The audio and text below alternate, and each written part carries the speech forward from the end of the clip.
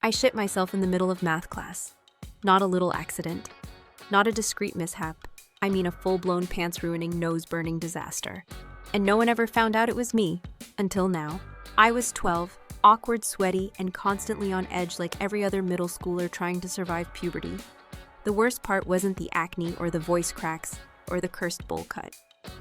I refused to give up. It was middle school math class. Period 5, right after lunch, right after mystery meat, Mondays and milk cartons that smelled like gym socks. Now let me paint the picture. My teacher, Mr. Reynolds, was a man who took math way too seriously. He spoke in decimals and lived for pop quizzes. He'd say stuff like, "Math is life," with a dead look in his eyes, and I honestly believed he cried into a calculator every night. His classroom smelled like expo markers and unwashed stress. I wasn't a bad kid, just a quiet one, the kind of student who tried to blend in and avoid making any sudden movements. I wasn't popular, but I wasn't invisible either. I was somewhere in that tragic purgatory of middle school social hierarchy, where your name gets forgotten, but your awkward moments live forever. And that day, oh that cursed Tuesday, was already going south from the start. See, I had made the fatal error of trusting a cafeteria burrito. Yeah, a school burrito, with the texture of wet cardboard and the aftertaste of regret. I started feeling it around fourth period. A little grumble, then a cramp, then the unmistakable internal alarm clock of "you've got 20 minutes or less." But I thought I could power through it. I thought I'll go after math. I'll be fine. Spoiler alert, I was not fine. When I got to Mr. Reynolds' room, I was sweating like I'd just run a mile. I shuffled to my seat in the back, clenched every muscle south of my chest, and prayed to every math god I could think of. Please don't let me shat my pants today. A simple prayer, a noble one, but it would go unanswered. About 10 minutes into class it happened. Not a warning, not a slow leak. I'm talking DEFCON level bowel betrayal. One moment I was solving for X and the next, boom, disaster. And yet no one noticed, not immediately. And that's where the real nightmare began. The smell hit before the sound. And honestly, that was a small mercy. If there had been a sound, I would have gone down in middle school history as the kid who nuked his own pants. But the universe, in its cruel sense of humor, spared me the noise, only to amplify the scent. It was slow at first, like someone had opened a long-forgotten Tupperware container from the back of the fridge. You know the kind. The one that smells like a biology experiment gone rogue. The first person to react was Ashley. She sat diagonally in front of me, one of those girls who always had glittery pens, pristine binders, and an emotional support water bottle that clinked with ice all day. She scrunched her nose and whispered something to her best friend. Then Brandon turned around. Brandon was the kind of kid who wore Axe body spray like it was body armor. He sniffed, gagged loudly, and dramatically fanned the air like he was trying to beat back a toxic cloud. "What the hell is that?" he whispered. Which in middle school really means he screamed it at the top of his lungs. Panic set in. My stomach twisted. I could feel the heat rising to my face. Panic, shame, and, well, residual burrito consequences. I sat perfectly still, like if I didn't move, I couldn't be blamed. Like the smell would pass through me like a ghost if I just kept quiet. Mr. Reynolds paused mid-equation. He was halfway through drawing a slope triangle on the board when he sniffed once, twice, then visibly recoiled. "I'm going to need everyone to remain calm," he said, which again translated from adult to student meant total chaos ensued. People started looking around. One girl covered her mouth. Another moved to a different seat. Someone in the front row muttered, "Did someone actually poop their pants?" I died a little inside. But I also noticed something no one suspected me. Maybe it was because I sat in the back. Maybe because I was quiet. Maybe because the chaos gave me just enough time to feign disgust along with the rest of them. I even covered my nose like I wasn't the epicenter of this intestinal earthquake. Mr. Reynolds opened a window. The janitor was called. People were blaming each other. Brandon insisted it was Kyle, because Kyle looks like he eats expired tuna. Kyle in turn blamed the kid who brought a hard-boiled egg for lunch every day. It was a full-on blame circus. I stayed silent. I didn't move. I didn't breathe. I didn't blink. The bell finally rang, and like a miracle from above, class was dismissed early. Mr. Reynolds said something about ventilation and fresh air and scheduled trauma counseling. I took that as my cue and bolted.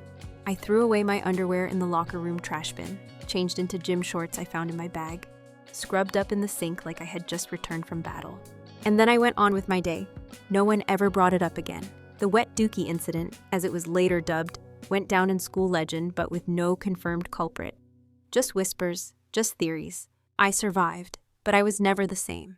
For weeks, I lived in a state of hypervigilance. Every whisper in the hallway felt like it was about me. Every time someone laughed in math class, I was sure they were laughing at me. I avoided eye contact. I developed a sixth sense for fart jokes. I was living a double-life average kid on the outside, secret pants pooper on the inside. And the legend of the wet dookie incident only grew.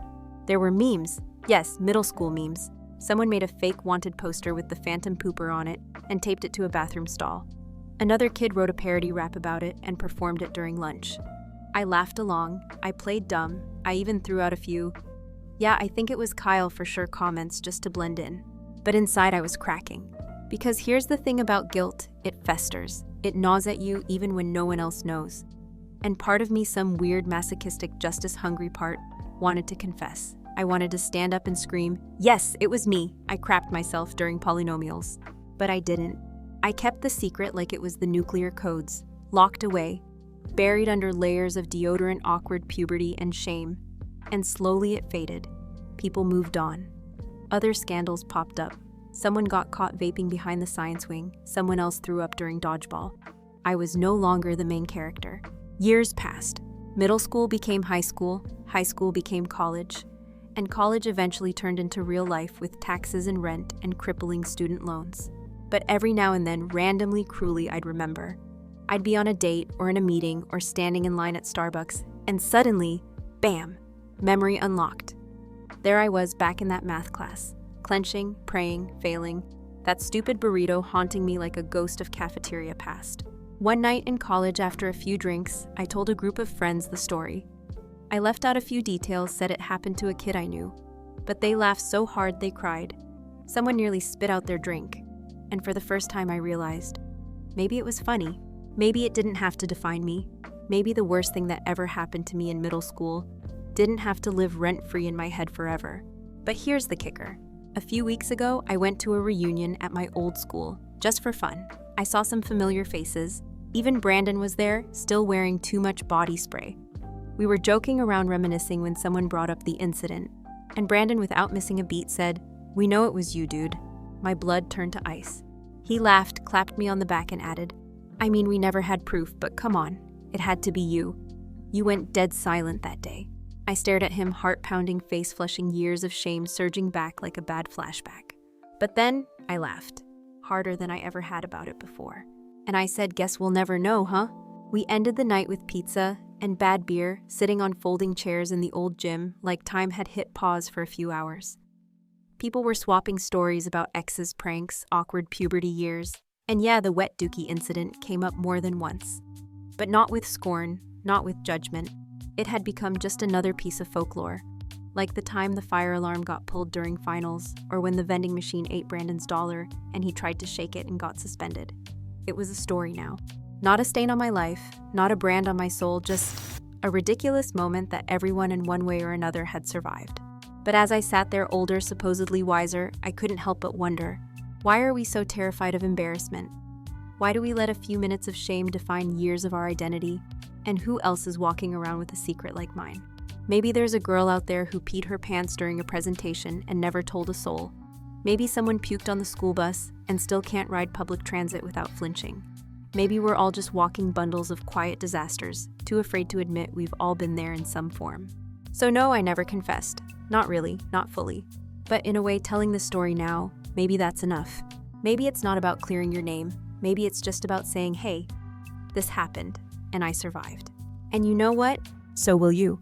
If you've ever had a moment so embarrassing you swore you'd take it to the grave, you're not alone. We all carry little secrets, little stories we think define us. But guess what? They don't. They just make us human. If the story made you laugh, cringe, or maybe even remember your own uh-oh moment, leave a comment. Share it. Let someone else know they're not the only one with a middle school disaster tucked away. And if you enjoy raw, real, and ridiculously honest stories like this, one hit like smash that. Subscribe button and tap the bell icon so you won't miss what's coming next. Because let's face it, sometimes the most relatable stories are the ones we're too embarrassed to tell.